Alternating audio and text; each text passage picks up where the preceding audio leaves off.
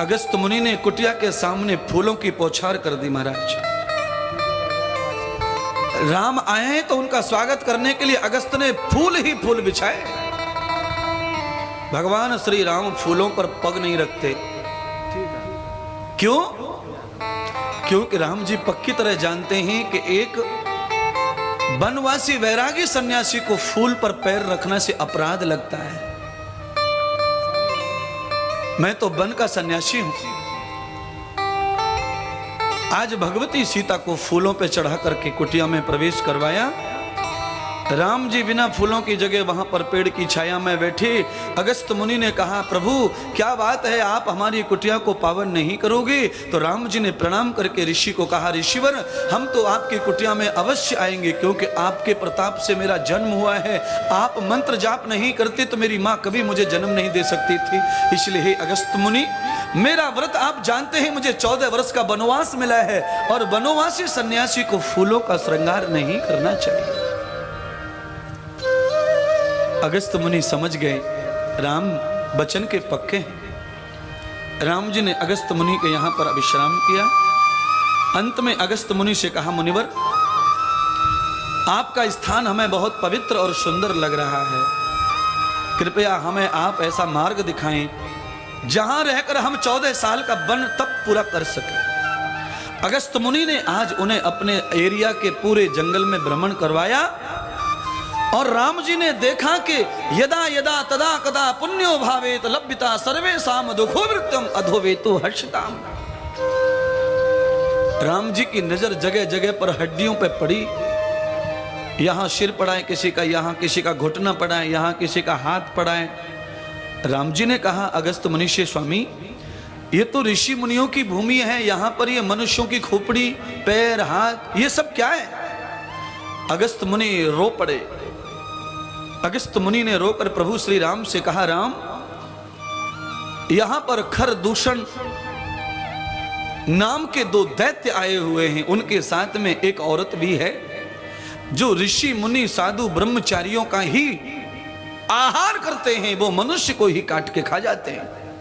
आज भगवान श्री राम ने महाराष्ट्र की इस मांसाहारी भूमि में, नासिक के क्षेत्र में भगवान ने मांस खाने वालों को मारने के लिए 14 साल का वन वहीं खत्म करने का निश्चय कर लिया।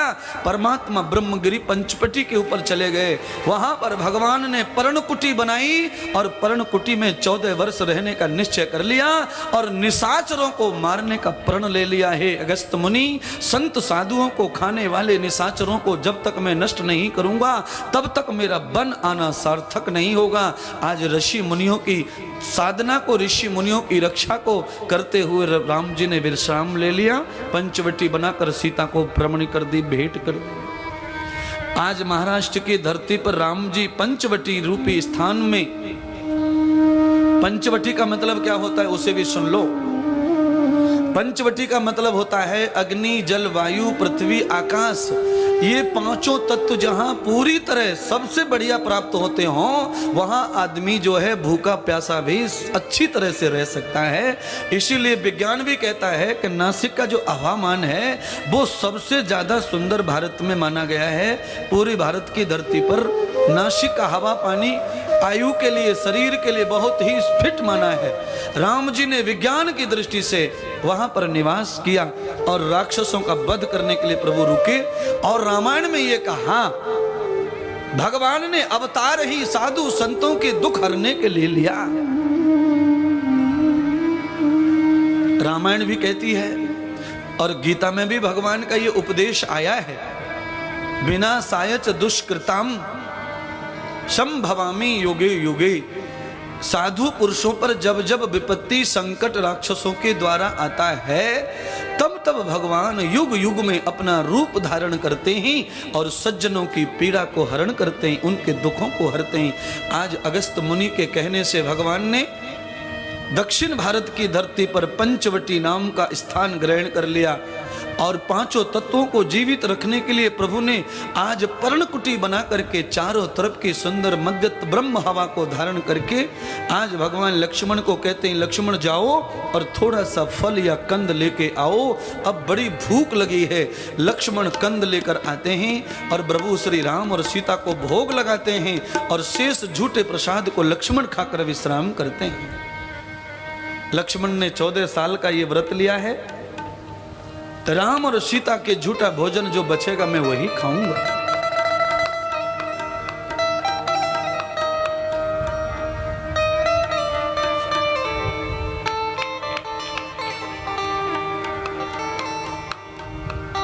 अगस्त मुनि का मानो भला हो गया।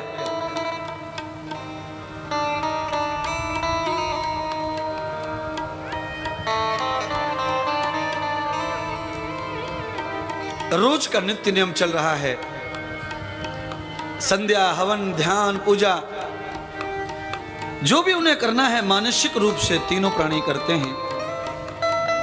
आज लक्ष्मण जी राम जी की अनुमति मांगते, भैया यहां निशाचरों का राक्षसों का वास है, न जाने कब आक्रमण करेंगे, कब हमारे ऊपर प्रहार करेंगे, इसीलिए बहुत दिन हो गए बाण को तैयार नहीं किया है, आज्ञा करें। राम जी ने कहा, लक्ष्मण सही कहते हो, जाओ बाण को तैयार करो, पत्थर पर घस कर उसकी धार निकाल लो। लक्ष्मण बाण घिस रहे हैं। भगवान श्री राम सीता जी के पास में पंचवटी में बड़ के नीचे बैठकर उन्हें प्रवचन कर रहे हैं, उपदेश कर रहे हैं, सत्संग कर रहे हैं। आदमी को सबसे कम भूख और प्यास सत्संग में ही लगती है, ये ध्यान रखो। और इनको भोजन करना ही नहीं है सीता राम जी को, इसीलिए अधिकांश सत्संग जितना भी समय है वो सारा सत्संग में जा रहा है।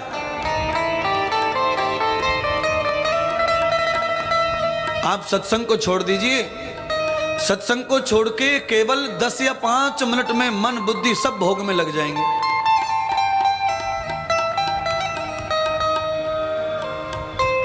जब तक सत्संग में है तब तक बुद्धि विचार मन सब हमारे योग में है, भक्ति में है।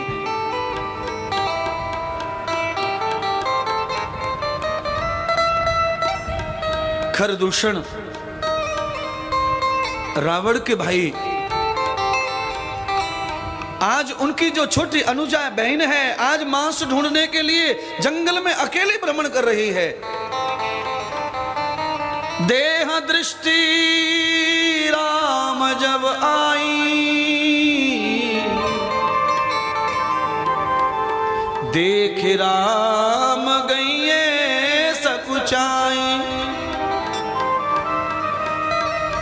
सूफन खां ने जैसे राम जी को देखा कि मन में संकोच पैदा हो गया, क्या करूं, है इसे खाऊं कि छोड़ूं, ये संकोच। पर राम जैसा तेज, राम जैसा ओज, राम जैसा सौंदर्य सूफन खां ने आज तक भारत की भूमि पर आर्यव्रत में नहीं देखा।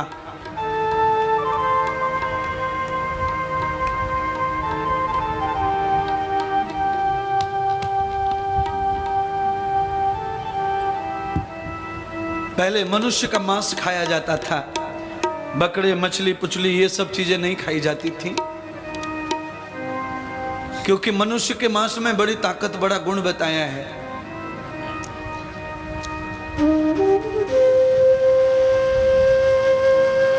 जिनको भी मांस खाने की आदत है वो बिल्ली की तरह अपने ही बच्चों को खाने की आदत बना लो। दूसरे के बच्चे को खाकर अपनी तृप्ति क्यों करना। आपको पता होना चाहिए मनुष्य के शरीर में इतने गुण हैं जितने गुण कहीं नहीं है। इसीलिए सूफन खां मनुष्य का मांस खाती है, मानव का, ऋषि मुनियों का, पवित्र लोगों का। और हम गंधों का मांस खाते हैं। मुर्गी कीड़ा खाती है, हम उसे खाते हैं। मछली कीड़ा खाती है, हम उसे खाते हैं। और सूफन खां मनुष्यों में भी राक्षसों का मांस नहीं खाती है, वो तपस्वी ढूंढ रही है, पवित्र लोगों को ढूंढ रही है।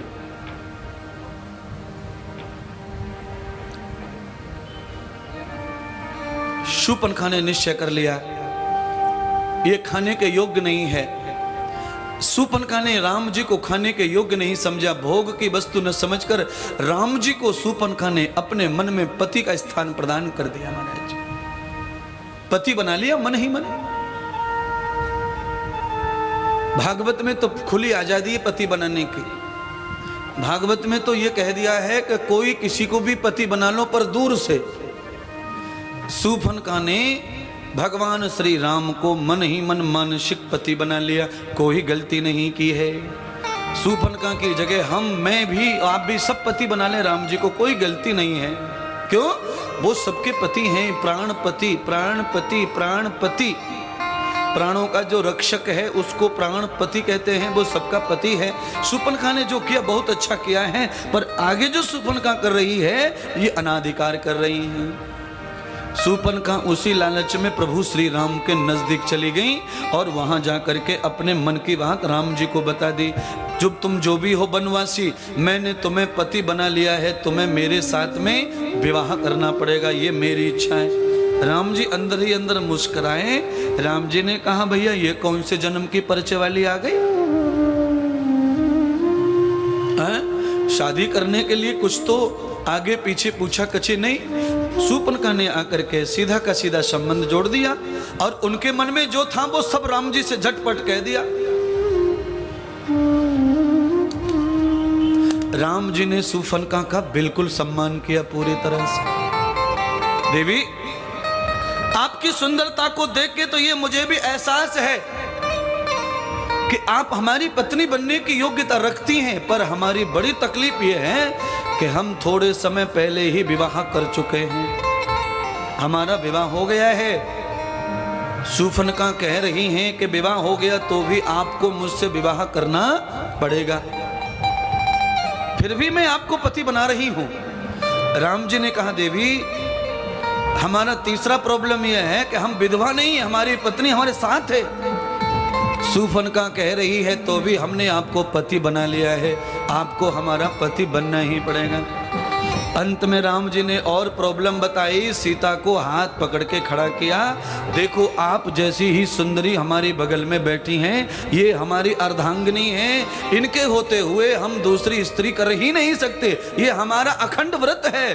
शूर्पणखा कह रही है साथ में रहेगी तो भी चलेगी, पर तुम हम पति बनेंगे ही बनेंगे।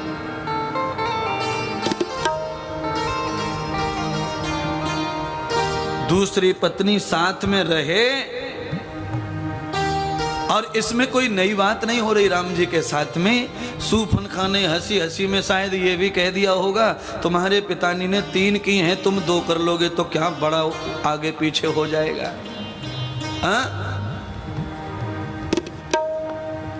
राम जी ने व्रत कर लिया है, पिताजी ने मुझे पाने के लिए भक्तियों का संग किया है। पत्नी का मतलब भक्ति से निकाला गया है, एक रज भक्ति, एक तम भक्ति, एक सत भक्ति। ये तीनों भक्तियां त्रिगुणातीत भक्ति जब होती है तब राम प्रकट होते हैं किसके घर में? दशरथ के घर में। दशरथ कौन होता है? 5 ज्ञानेंद्रियां 5 कर्मेंद्रियों का मालिक आत्मा। ऐसा आत्मा जो 10 का मालिक हो जाए उसकी बुद्धि अधिष्ठ उसकी पत्नी बन जाती है और वहां पर ज्ञान रूपी मर्यादा रूपी राम प्रकट हो जाता है, शाम प्रकट हो जाता है, अथर्व प्रकट हो जाता है, यजुर प्रकट हो जाता है। चारों वेदों के रूप में चारों पुत्र निकल के बाहर आ जाते हैं। राम लक्ष्मण शत्रुघ्न और भरत ये चारों वेद भगवान के रूप में प्रकट हुए हैं दशरथ के घर में। राम जी ने बड़ी मुश्किल से शूर्पणखा जी को मनाया। देवी कैसे भी करो, थोड़े बरस तक शांति रखो, मेरा अवतार और भी होने वाला है। हे देवी मैं जब द्वापुर में आऊंगा कृष्ण बनकर वहां तुम्हारी इच्छा भी पूरी कर दूंगा, पर इस जन्म में मैंने जो व्रत लिए हैं वो सब पक्के पूरे किए हैं। आज मैंने वन का व्रत लिया है, मैं वन आया हूं, मेरे पिता मर गए पर छोड़ आया, इसलिए मेरे व्रत में बाधा मत डालिए देवी। राम जी पीछे पड़ी। राम जी ने कहा अवधपुरी की बहू बनने की किसकी इच्छा नहीं होगी? बेचारी के मन की इच्छा तो अच्छी है, पूरी भी होनी चाहिए। जब हमारे द्वार आई हैं तो राम जी ने शूर्पणखा को उपदेश किया, हे देवी, मुझसे छोटे भाई लक्ष्मण हैं, उनकी पत्नी उर्मिला अवधपुरी में है, वो यहाँ मेरे साथ अकेले हैं। आपको अगर हमारे घर की बहू ही बनना है तो आप हमारे भ्राता लक्ष्मण को स्वीकार कर लें। शूर्पणखा ने पूछा, कहाँ है वो? राम जी ने सीधा इशारा कर दिया, देखो वो पत्थर पर बैठे, पत्थर पर बैठ करके जो है धार लगा रहे बाण के ऊपर। शूर्पणखा राम जी को छोड़कर लक्ष्मण जी के पास में चली गई हैं। लक्ष्मण जी ने राम और शूर्पणखा का संवाद अच्छी तरह से सुना और देखा है। लक्ष्मण जी सब देख रहे थे, ये क्या चल रहा है। प्यारी बहनों और भाइयों, लक्ष्मण जी ने कहा, देवी पधारो, स्वागत है। अंदर से लक्ष्मण जी ने निश्चय कर लिया कि जो पदार्थ, जो वस्तु, जो जीव, जो मनुष्य राम के द्वार से ठुकरा दिया गया है, वो लक्ष्मण के द्वार भी चलने वाला नहीं है। जैसे राम स्वीकार करेंगे वही लक्ष्मण के चरणों में आएगा, वही स्वीकार होंगे। क्यों? राम और लक्ष्मण की बड़ी जोरदार जोड़ी है महाराज। क्यों? शेष पे नारायण सोए, इसलिए जोड़ी पक्की, अलग हो ही नहीं सकती। क्योंकि राम को आराम ही शेष पे है। राम के साथ लक्ष्मण नहीं होते तो राम आराम नहीं कर सकते। राम जी ने लक्ष्मण को कहा, हे लक्ष्मण, इनकी इतनी सेवा खातिर करो, इतनी मेहमान नवाजी करो कि आज के बाद में ये बेचारी कभी भी किसी पुरुष को ऑफर ना देवे शादी का।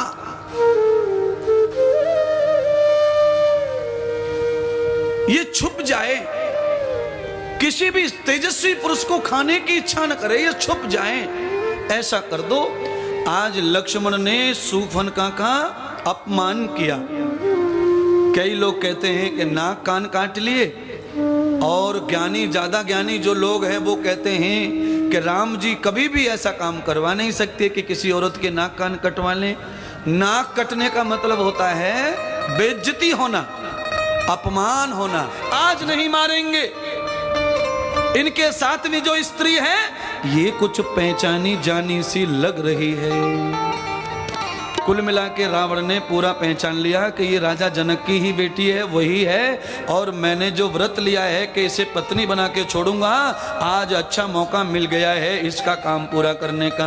अपनी बहन को समझा बुझा करके रावण लंका ले गया और कहा, बहन, स्त्री का बदला स्त्री से, और उन दोनों वनवासियों को तो हम यूं ही मार डालेंगे, पर पहले हम अपनी बहन का बदला उनकी पत्नी से लेंगे।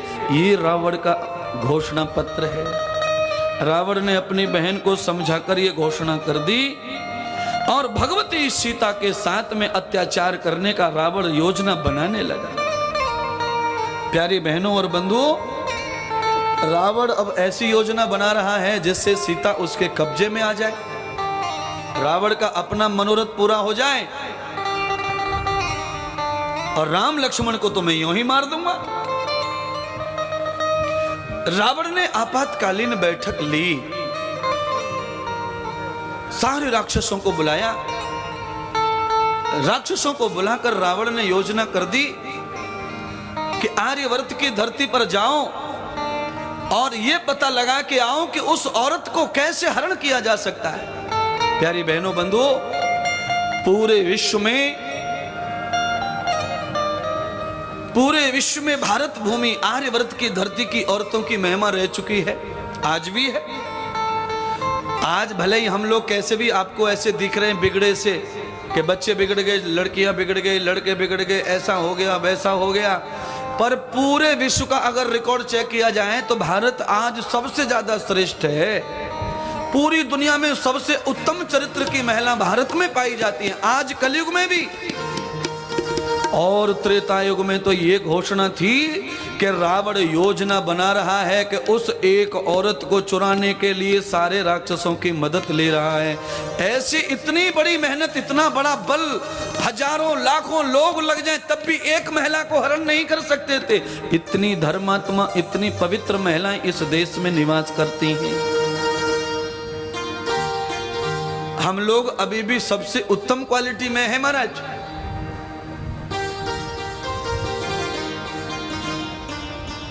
हमें तो इतना भी बुरा सा ही लगता है, पर फिर भी हम बहुत अच्छों में हैं।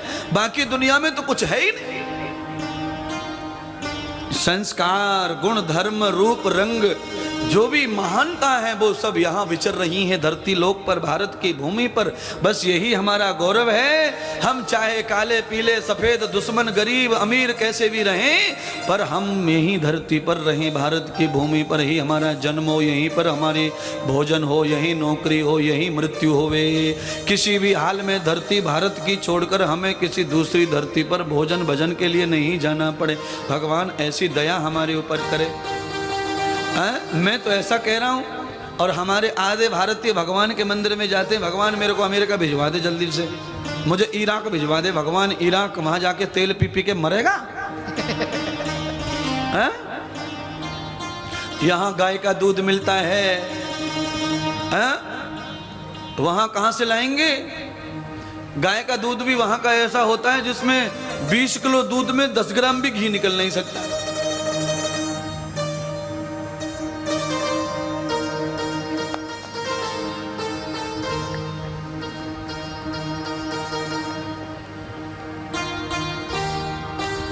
इसलिए अपनी संस्कृति, अपना जन्म स्थान, अपना देश माँ के समान प्रिय होना चाहिए।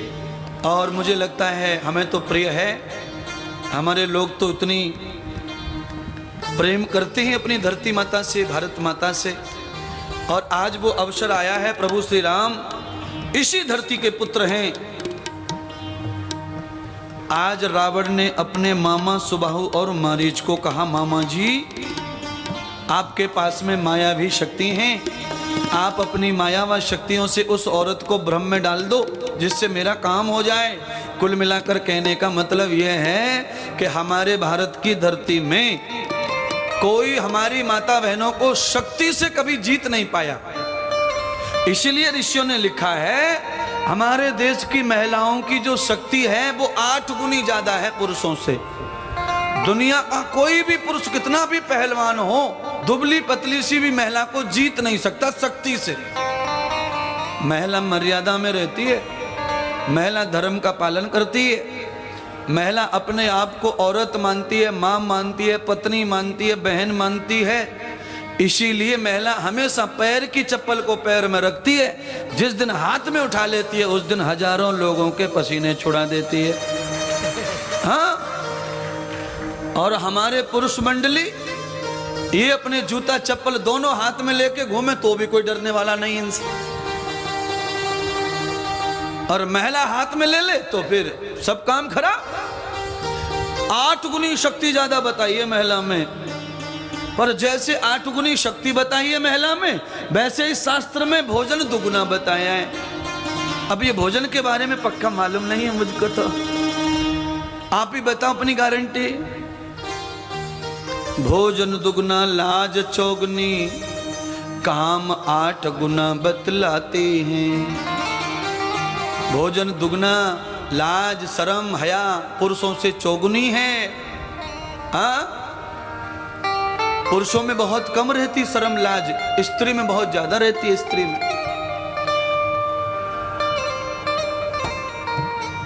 अभी थोड़ी थोड़ी कम होती जा रही है। कारण यह है कि पाश्चात्य संस्कृति की वजह से स्त्री और पुरुष दोनों को समान देखा जाता है। इसलिए लाजबाज का जो विषय वो भी बहुत कम हो गया। अभी स्त्री का मानना ऐसा है पुरुष ऐसे घूमते हैं तो हम क्यों ना घूमें, पुरुष ऐसे तो हम क्यों ना घूमें। अच्छा बताओ, भैंस भी मादा है और गैया भी मादा है, पर दोनों में फर्क तो है ना। तो अभी हम भले ही अब स्त्री पुरुष नर मादा हैं, अगर हम नर और मादा हैं, इंद्रियों का फर्क है, तो हमारे वस्त्र व्यवहार का भी फर्क होना चाहिए। अब आपके कपड़े फाड़ कर कौन देखेगा कि आप स्त्री हैं कि पुरुष हैं? आपकी पहचान तो आपका श्रृंगार है ना। आप दूर से दिखनी चाहिए कि ये महिला आ रही है, ये पुरुष आ रहा है। अब स्त्री पुरुष दोनों एक ही लिबास में, एक ही पैंट में घुस जाएंगे तो किसको कैसे समझेगा कि कौन आ रहा है, कौन जा रही है? हाँ? अब बताओ भाई, देखो किसी को अपने लड़के की शादी करनी है तो लड़की चाहिए उसे। अब लड़की चाहिए तो लड़की जैसी दिखनी तो चाहिए कि लड़की ही है। हमें तो कपड़े लत्तों से ज्यादा कुछ है नहीं, पर हम इतना जरूर जानते हैं कि राम और सीता के वस्त्रों में अंतर है, राधा और कृष्ण के वस्त्रों में अंतर है। हाँ, प्राचीन काल से जो अंतर बना है, जिससे शोभा है हमारी स्त्रीत्व की, वो हमें बचाए रखना है। हमारी शोभा खत्म कर दी तो कुछ नहीं, फिर हमारे पास बचा ही क्या है? हमारी शोभा वस्त्र से है। अगर वस्त्र से शोभा नहीं होती तो राम वनवास में कभी भी भगवे कपड़े नहीं पहनते। जो कपड़े थे उनसे भी तपस्या हो सकती है, पर नहीं, वस्त्रों का बड़ा प्रभाव है। बिना वस्त्रों के आदमी के जीवन पे प्रभाव पड़ नहीं सकता। आहार से, व्यवहार से ही जीवन पर प्रभाव पड़ता है। वस्त्र बहुत ज्यादा ही प्रभावशाली होते हैं। वस्त्रों से ही व्यक्ति का जितत्व बनता है, तेजस्व बनता है, व्यक्तित्व। अच्छा सुनो, मामा के यहाँ शादी होवे, चावल घुस गए ससुर, आना 24 घंटे 5-6 रहते चावल यहाँ। कितनी भी कंघी कर लो तब तक कंघी करे, डालने वाले तैयार रहते हैं।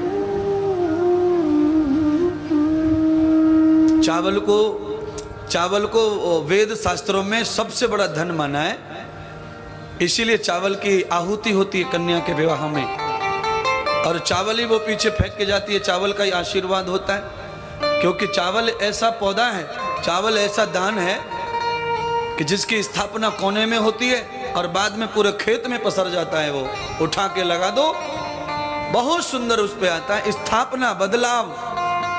तो चावल की बड़ी महिमा है, वो कभी विस्तार से फिर आपको सुनाएंगे।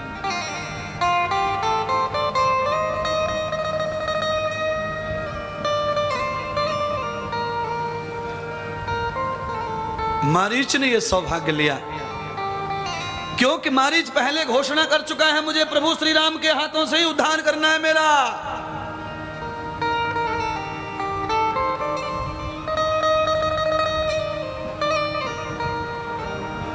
अपने पाप मिटाओ रे,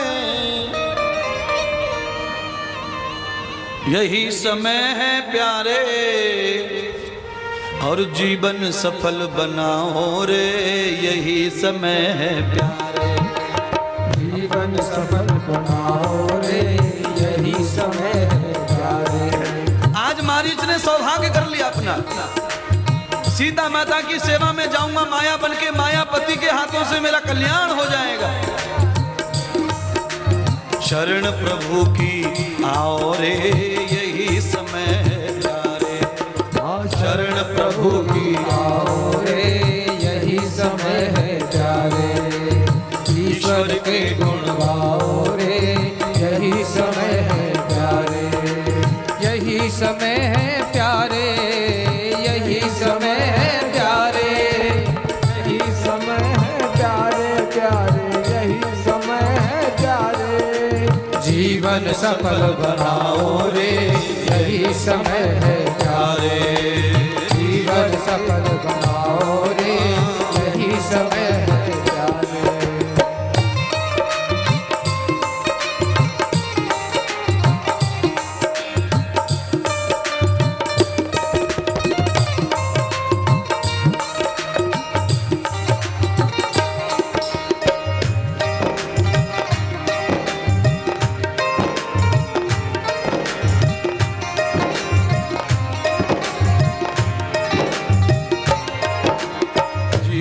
पुण्य कमाओ रे, यही समय है प्यारे।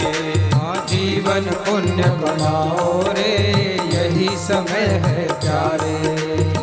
जीवन पुण्य कमाओ रे यही समय है प्यारे। जीवन पुण्य कमाओ रे यही समय है प्यारे। जीवन धन्य बनाओ रे यही समय है प्यारे। प्यारे जीवन धन्य बनाओ रे यही समय है प्यारे। ओ राम ईश्वर के गुण गाओ रे यही समय है प्यारे। के गुण गाओ रे यही समय है प्यारे।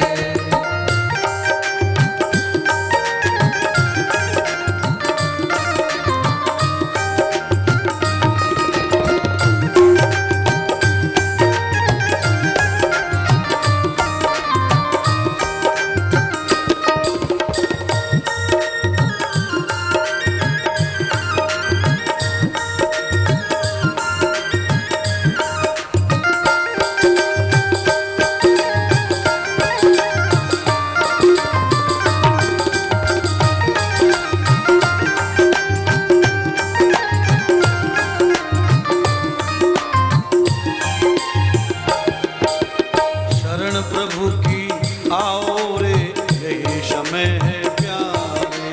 शरण प्रभु की आओ रे यही समय है प्यारे। ओ राम के गीत तो गाओ रे राम के के गीत भजन तो गाओ रे यही समय है प्यारे प्यारे।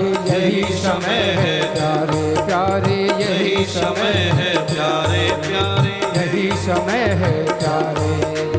अपने पाप मिटाओ रे यही समय है प्यारे। अपने पाप बताओ रे यही समय है प्यारे। ईश्वर के गुण गाओ रे यही समय है प्यारे।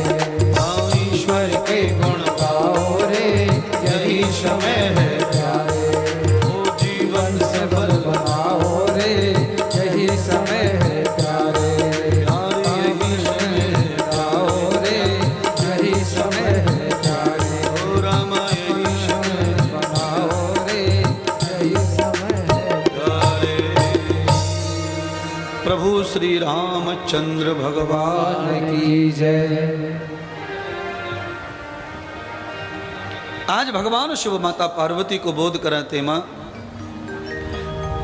आज माता पार्वती श्रवण कर रही हैं देवी। आप सब लोग भी कथा का दर्शन करते हैं। आज मारीच ने अपने मन कामना को पूर्ण करने के लिए माया का रूप बनाकर माता के हिरण के रूप में प्रस्तुत हो गया और भगवती सीता महल में अपनी कुटिया में सजी बैठी है। आज भगवती सीता ने देखा कि एक सुंदर सा सोने जैसी चमड़ी लपेटकर छोटा सा बालक हिरण का कुटिया के सामने बार बार आ और जा रहा है। भगवती माता ने प्रभु श्री राम को इशारा किया, प्रभु इस जंगल में बड़ी अकेली हूं और मेरा मन नहीं लगता, इसीलिए मेरी इच्छा है जंगली जानवरों में सबसे पवित्र जानवर हो हिरण होता है और ये हिरण का बच्चा मुझे बड़ा मन मोह हो गया है। इसलिए हे प्रभु राम, आज अपनी पत्नी की इतनी इच्छा पूरी करो कि इस हिरण के बच्चे को मैं पाल लूं, इसकी सेवा करूं, जिससे मेरा मनोरथ लगा रहे। भगवान राम ने कहा कि पत्नी ने आज पहली बार कुछ मांगा है।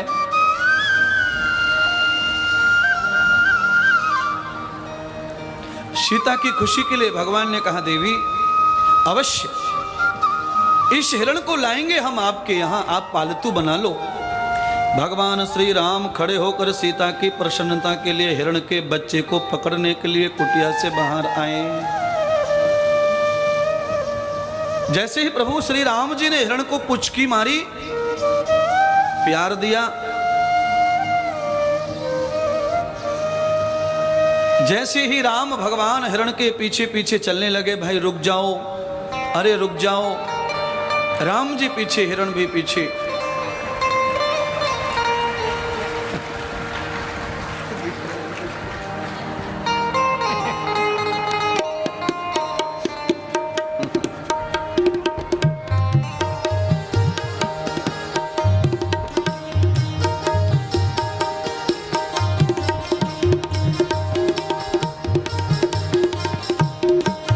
हिरण तो माया का था। माया का हिरण का मतलब है बनावटी हिरण। आज भगवान को भ्रम में डालने के लिए शायद ये किया था, पर मायापति राम कभी भ्रम में नहीं, भगवान समझ गए थे लीलाएं, पर ये भगवान को सीता की इच्छा के लिए करना था। आज राम जी को लेके हिरण बहुत लंबा जंगल में निकल गए, हिरण हाथ नहीं आता है। भगवान राम कहते हैं इतनी दूर आ गया पर भागे चला जा रहा है, और भगवान के अस्त्र शस्त्र से डर रहा था, भयभीत हो रहा था। भगवान ने लंगड़ा करने के लिए बाण छोड़कर पैर को घायल करने का विचार किया। जैसे ही बाण पैर को निशान बांधकर चलाया, हिरण ने जानबूझकर राम जी का निशाना चुका करके बाण को सीने पे ले लिया महाराज, और जोर से राम जी का नाम लेकर धरती पर गिर पड़ा।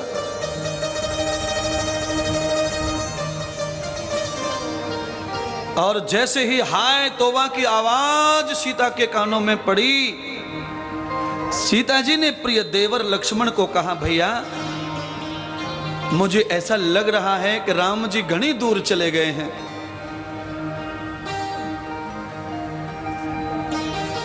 और अभी तक हिरण को नहीं लाए हैं राम जी। मुझे लगता है कि राम के ऊपर कोई विपत्ति आई है। मेरा मन बार बार घबरा रहा है। हे लक्ष्मण, अपनी भाभी की आज्ञा लेके आप जाइए और प्रभु श्री राम की रक्षा करो। लक्ष्मण कहते हैं, भाभी जी भैया राम की आज्ञा है कि मैं आपको छोड़ के कहीं ना जाऊं। सीता कहती हैं कि भैया राम तुम्हारे अब मौजूद नहीं है, इसीलिए तुम्हें भाभी की आज्ञा का पालन करना पड़ेगा। लक्ष्मण धर्म जानते थे, भाभी जी को समझाने लगे, मैया यहां पर हमारे राक्षस दुश्मन हो गए हैं, आपको जंगल में अकेली देखकर आक्रमण कर देंगे मां। सीता ने कहा, आप चिंता न करो, पहले प्रभु राम की रक्षा करो। लक्ष्मण जी ने भाभी के प्रणाम किए और अपने तेजस्वी बाण से ऐसी लकीर खींच दी कुटिया के सामने, हे भाभी मां, आप अवधपुरी की शान है, मर्यादा है, लाज है, बस ये धनुष से लकीर जो खींच दी है लक्ष्मण रेखा, इस रेखा के बाहर मत आना। भाभी माता ने लक्ष्मण को कहा, जल्दी जाइए, नहीं आऊंगी बाहर। लक्ष्मण दौड़ते हुए उसी लकीर पर चले गए जहां राम चले गए थे। जैसे लक्ष्मण ने कुटिया को छोड़ा, रावण तो मारीच के साथ में ही आया, छुपकर देख रहा था। रावण भली भांति जानता था आर्यों की नारी का बल। रावण जानता था कि आर्यों की नारी को एक ही तरीका है झुकाने का, वो है ब्राह्मण का तरीका। हमारे हिंदू धर्म में हमारी माताएं बहनें ब्राह्मणों साधुओं पे बड़ी श्रद्धा करती हैं, और प्राचीन काल से 9 लाख वर्ष पुरानी ये कथा भी इस बात का प्रमाण है कि हमारी बहनों के हृदयों में बहुत श्रद्धा साधु संतों के प्रति, पंडित जियों के प्रति रहती है। आज रावण ने अपना असली भेष त्याग दिया, और जो उसका और असली भेष पुराना था बचपन का ब्राह्मण का, आज वो शिव भक्त ब्राह्मण का भेष बनाकर झोली लटकार माता सीता के महल पर पहुंचा। महल कहते हुए ठीक नहीं दिखता, कुटिया पर पहुंचा।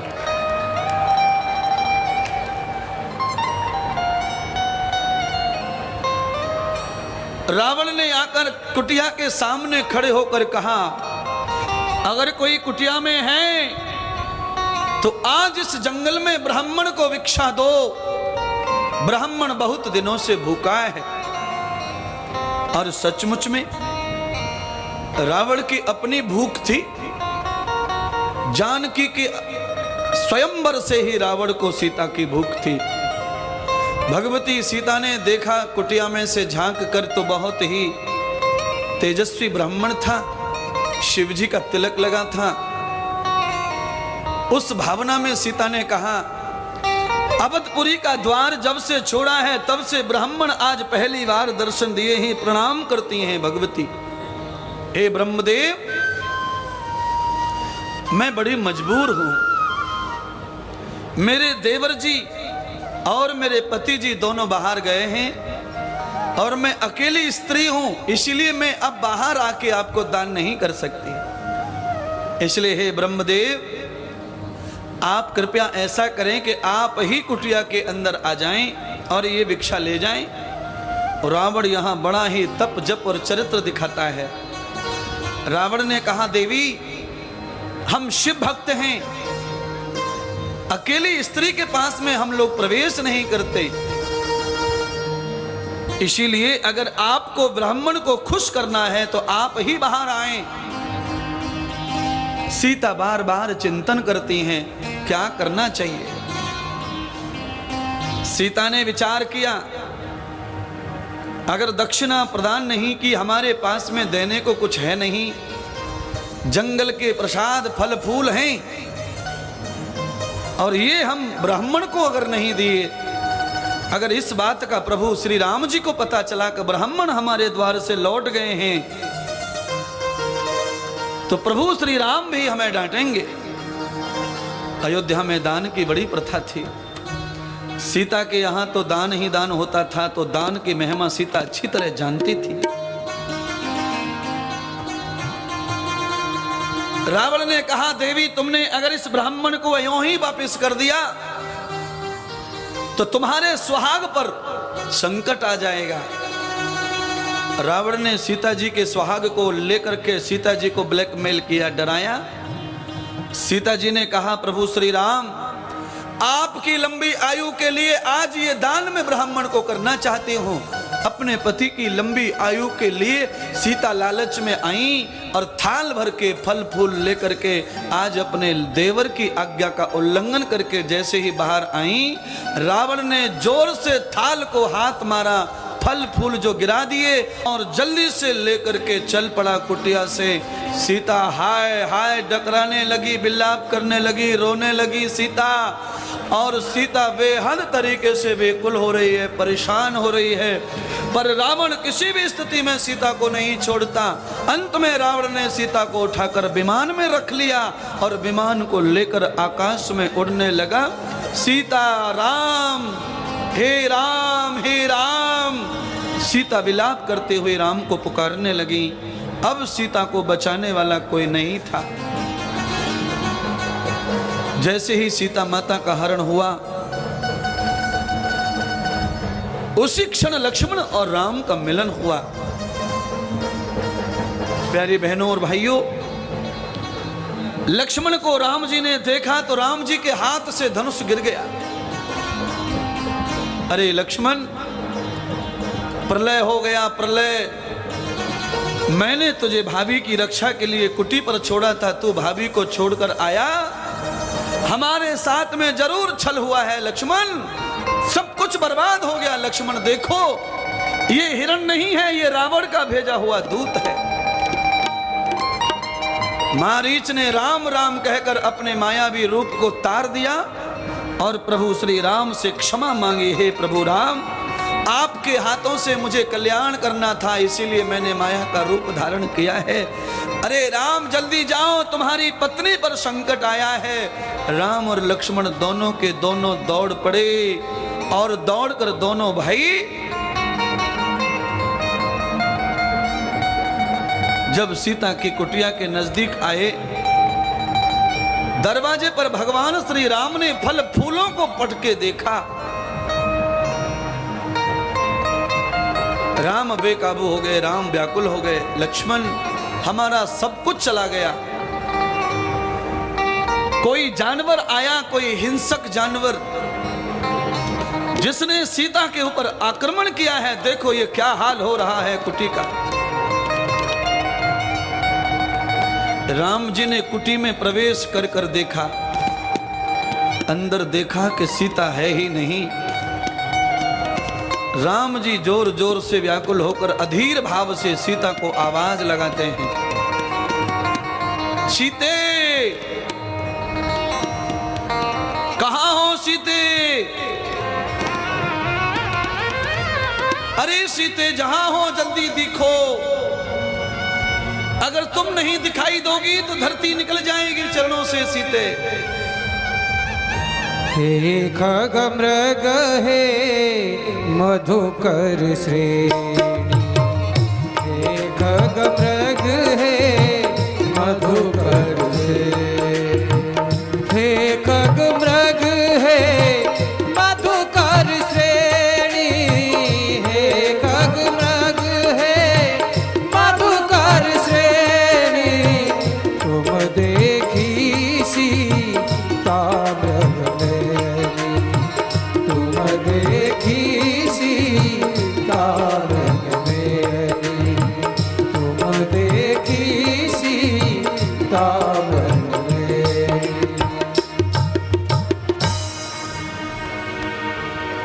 प्रभु श्री राम जी ने सीता जी का पता जंगल के सभी जानवरों से, पेड़ पौधों से भी पूछा। लता पताएं भगवान को पता नहीं बता पा रही हैं।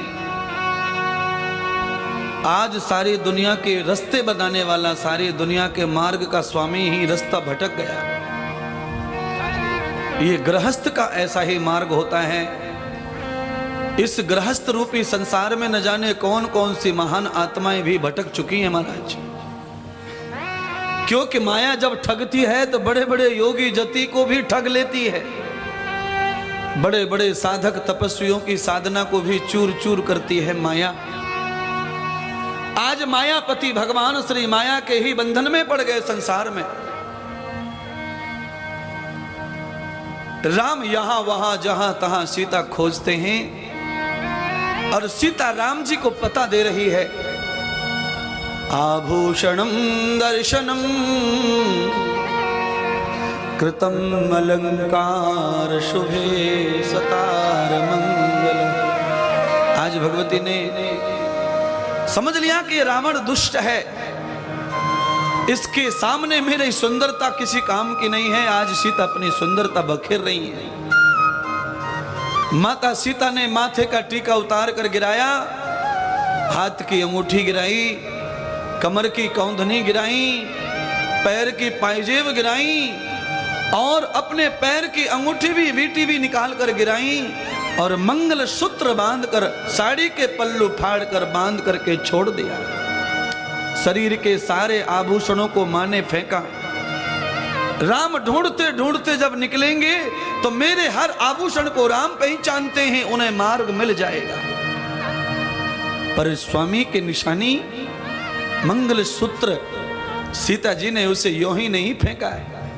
भगवती माता जगदम्बा सीता जी ने आज अपने पति के सम्मान को उतार कर पल्लू में बांध करके नीचे पटक दिया है। हे राम मेरी रक्षा करो राम। जैसे ही राम राम की आवाज सुनी आकाश में उड़ते हुए गीधराज जटायु ने, आज वो राम का भक्त अपने किसी भक्त को बचाने के लिए रावण से डट गया।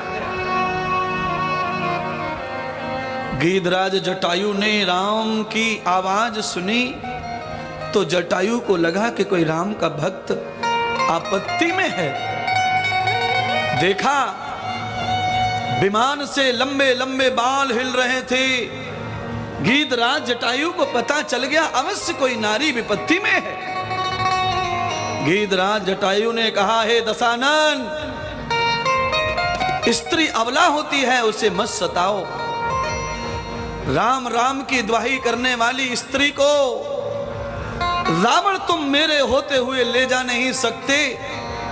प्यारी बहनों, ये जो कथा है ना, ये कौन सा ज्ञान दे रही है? ध्यान से सुनो। जब कोई हमारे प्राण चुरा रहा हो, जब कोई हमारी धर्म को चुरा रहा हो, जब कोई हमारी संपत्ति चुरा रहा हो, उस समय हम सारी दुनिया का ध्यान भूलकर राम की आवाज लगाते रहे, राम बचाओ, तो राम नहीं तो राम का कोई दूत आकर हमें बचाने की अवश्य कोशिश करता है। विपत्ति के काल में किसी को आजू बाजू बगल में ज्यादा आवाज मत लगाइए, राम की शरण में जाओ। गीधराज जटायु का बहनों भाइयों युद्ध हुआ रावण के साथ में। जटायु ने इतना युद्ध किया रावण से कि रावण को पसीना छुड़ा दिया। पर 10 दिशाओं को जीतने वाला रावण जटायु से कमजोर नहीं पड़ा। अंत में राम कथा कहती है कि रावण की तेज धार तलवार से जटायु की चोंच कटी पहले, फिर पंख काट दिए। जब उड़ने का साधन जटायु के पास नहीं रहा तो जटायु घायल होकर धरती में गिर पड़ा। जटायु के शरीर से रक्त बहा जा रहा है, शरीर में रक्त की कमी हो रही है, जटायु के प्राण जाएंगे। अब जटायु राम राम कहकर कहता है, राम मुझे केवल इतनी और मोहलत दे दो जीने की कि मैं सीता का पता बता दूं कि उसे कौन चुरा के ले गया है। प्राणों के प्यारे नैनों के तारे, कब आओगे राम हमारे, कब आओगे राम हमारे, कब आओगे राम हमारे, कब आओगे राम हमारे। प्राणों के प्यारे नैनों के तारे, कब आओगे राम हमारे, कब आओगे राम हमारे, कब आओगे राम हमारे, कब आओगे राम हमारे। जटायु प्रार्थना कर रहा है, हे प्राण प्रिय परमात्मा आ जाओ, भगवती सीता का पता ले जाओ। खून जिगर से बहा जा रहा है, खून जिगर से बहा जा रहा है। दर्द से कांपे थर थर जिया है, दर्द से कांपे थर थर जिया है। चलते चलते उस रावण ने, चलते चलते उस रावण ने बहुत घाव दे डारे।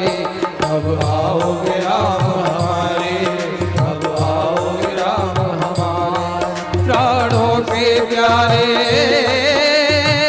नैनों के तारे, अब आओगे राम हमारे, अब आओगे राम हमारे, अब आओगे राम हमारे।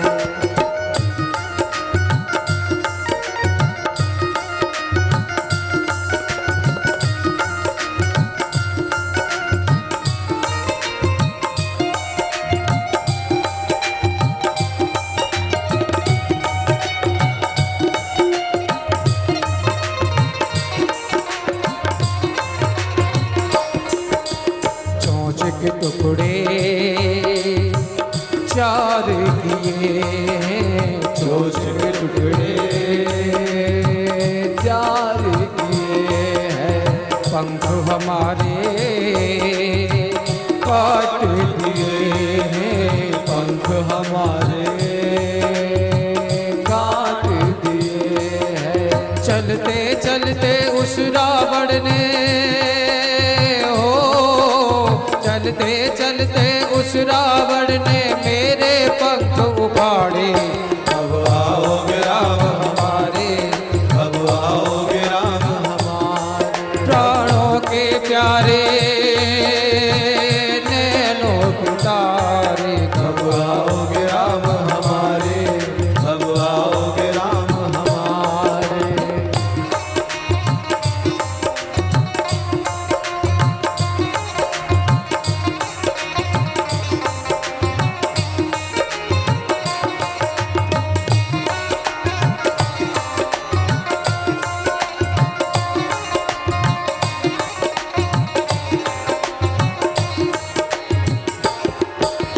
श्वास आखिरी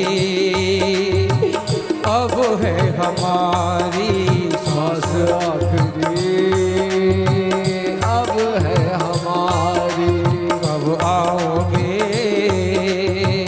ओ धनुधारी, कब आओगे